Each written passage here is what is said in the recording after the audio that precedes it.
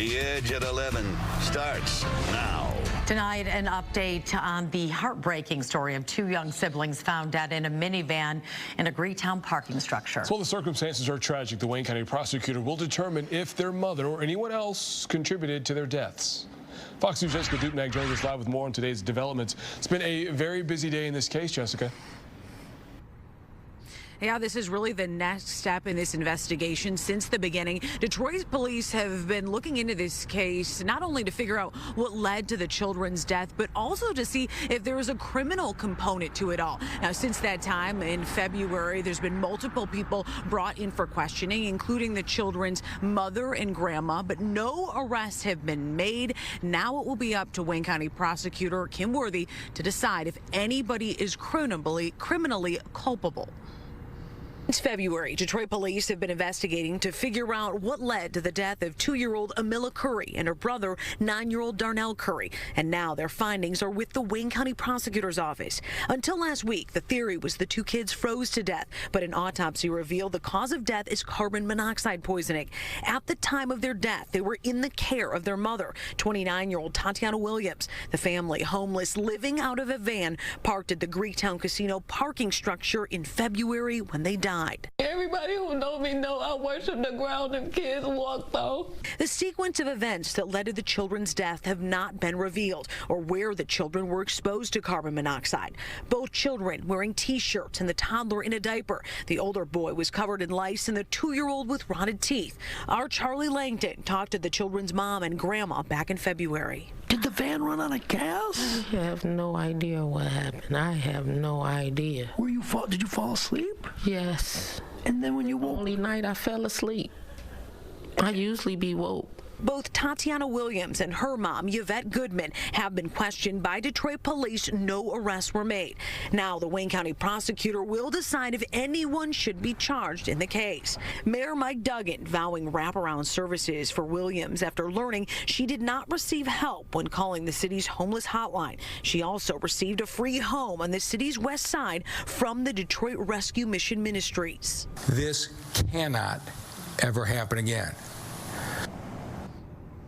Detroit Police Chief Todd Bettison not going on camera today, stressing in a statement put out on social media and to the media that this next step is standard protocol when it comes to their criminal investigations, and any charging decision will fall on the prosecutor's office. Reporting downtown Detroit, Jessica Dupnack on The Edge.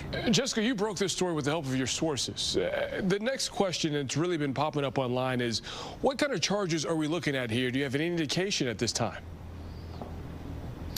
It's a really good question, and there's been a lot of sensitivity around a case like this just because of how widespread it has been picked up really around the country. Now, as far as charges, I think it's important to keep in mind that because carbon monoxide was determined to be the cause of death, that does mean that the children's death is ruled accidental, at least by the medical examiner. So that changes a little bit how the prosecutor will examine this in terms of charges. I have a feeling it's going to be weeks, if not months, before a decision is made. Jessica Dupnack, we do appreciate it. Thank you. The house make me feel like I made a wrong investment. Derek Knight disturbed about what was found in a neighboring home on DeSoto Street on Detroit's west side. Yesterday around 6 p.m., a 911 call was made from an unknown woman saying she returned home after being away for an hour. Her door was mysteriously locked. She said she climbed through a window and then found two bodies, a man and a woman.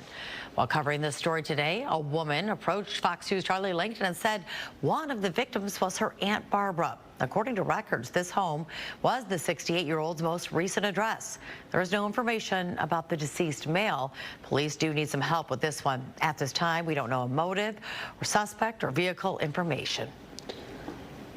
Well, ice wind sailing is considered a sport for the daring and defiant. Tragically, it cost one man his life today in Livingston County. And Fox News' Dave Kinchin has more now on that complicated rescue attempt.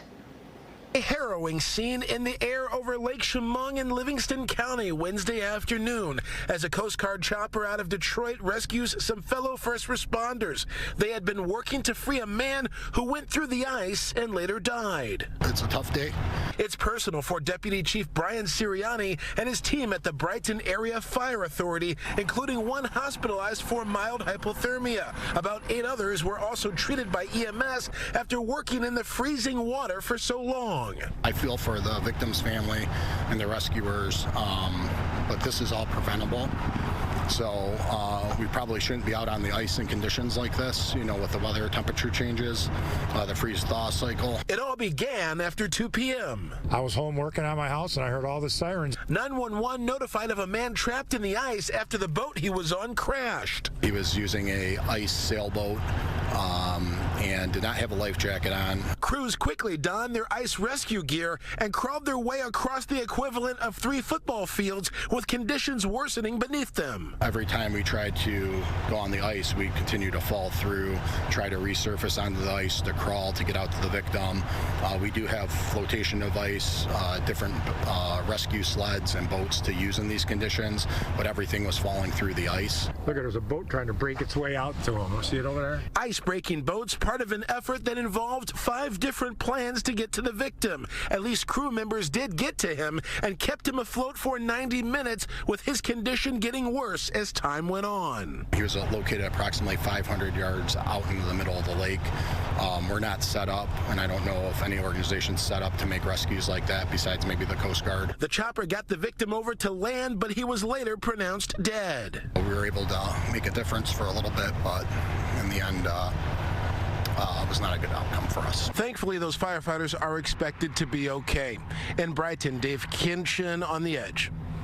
Well, we can expect, though, some more ice melting to come in the days ahead. Temperatures are going up. Captain Richard Luderman has more on a potential of 70 this weekend. We have a shot, Brandon and Taryn, at 70 for Friday and for Saturday. In addition, we have a total lunar eclipse coming for late tomorrow night. I'll show you as we progress through the animation. It's going to start around 1 in the morning. Again, this is in a little more than 24 hours from now. Late Thursday night into Friday morning, there's the total lunar eclipse, and it is safe to look at if you're up at 3 in the morning. And then before sunrise, our eclipse is going to be out of here. But there it is. It's coming for late tomorrow night. Let's show you our next storm. It's here on the west coast with some rain in California and some mountain snows. It's this system that's going to work across the country and bring us warmer numbers for Friday and Saturday, but also some rain chances Saturday morning and again Saturday evening. Look at today, 48. It was noticeably cooler out there, even though we did have some sunshine. Remember, Monday and Tuesday this week, we had numbers in the 60s. Right now, cool in Ann Arbor, 28. There's Port Huron, 28 degrees, 34 in Flint, 34 in Monroe. Thankfully, that wind is gone. It was around all day today from the east and northeast. 51 in Cincy, 39 in Chicago. It's chilly up around Marquette and for Ludington, both near 30 degrees. Watch what happens as we go forward in time. Chilly for tonight and tomorrow morning. Now, Thursday afternoon, we're going to see a lot of sunshine. Here comes that next weather maker. This is all nasty weather in Iowa, approaching St. Louis. This is 8 o'clock Friday evening. So there could be some dangerous weather along the Mississippi River from St. Louis down to Memphis. We'll be watching that. But for us, it's cool and dry with mostly clear skies tonight, down to 29. Tomorrow, pretty nice looking Thursday, pleasant in the afternoon.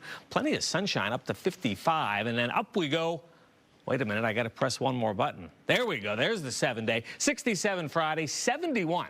71 on Saturday. We'll be windy at times. A couple of showers around, then cooler again for Sunday and Monday. Another check starting at 4 a.m. Our office is charging Suwon Wan with 2 counts of human trafficking and 1 count of keeping a house of prostitution. A Livonia woman charged with human trafficking. Investigators accused 44-year-old Suwon of forcing 4 immigrant women into prostitution at multiple massage parlors in Oakland and Wayne counties. Suwon is facing numerous charges, including human trafficking and keeping a house of prostitution. She was given a $100,000 bond. A director with the U.S. Customs and Border Protection in Detroit may be facing fraud charges. She's accused of lying to FEMA after her home flooded back in 2023. Investigators say Serena Baker Hill received money from the federal agency to use for repairs and 2 months of rental assistance. However, they say she stayed in her home and didn't use the money for the intended purposes. Investigators point to evidence like bank records and surveillance video to back that up. Baker Hill claims she has done nothing illegal. It's going on in Lincoln Park. It's going on in Detroit. It's going on in Southwest. A Trenton father arrested and detained by ICE now has the attention of one celebrity chef. Jose Jaimez was dropping his son off at school when 3 unmarked ICE vehicles pulled up and took him away. Now celebrity chef Jose Andres is asking President Donald Trump via X to release him and pass immigration reform. Jaimez's son says that he's been in the U.S. for the past 24 years and had paperwork allowing him to be here while working towards a permanent legal status.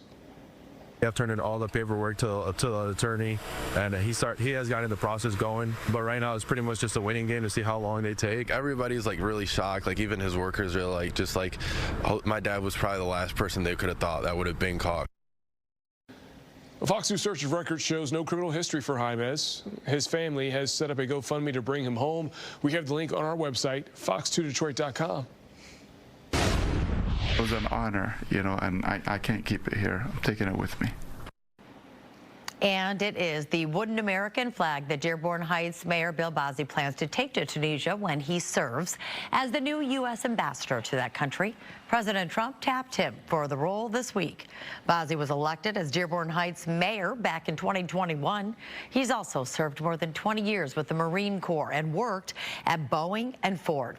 He's been to Tunisia before, which is in northern Africa, and is fluent in Arabic, the country's main language. His appointment will still need to be confirmed by the U.S. Senate. We can build a city where opportunity is abundant, neighborhoods are thriving, and every Detroiter is proud to call this home. No, I'm very excited. Hollywood Craig is back. Former Detroit Police Chief James Craig has officially joined the crowded race for mayor. Craig served as Detroit's top cop for 8 years before making both a run for governor and a Senate seat as a Republican. He says those experiences prepared him for his run for mayor, adding that his campaign is about action instead of parties.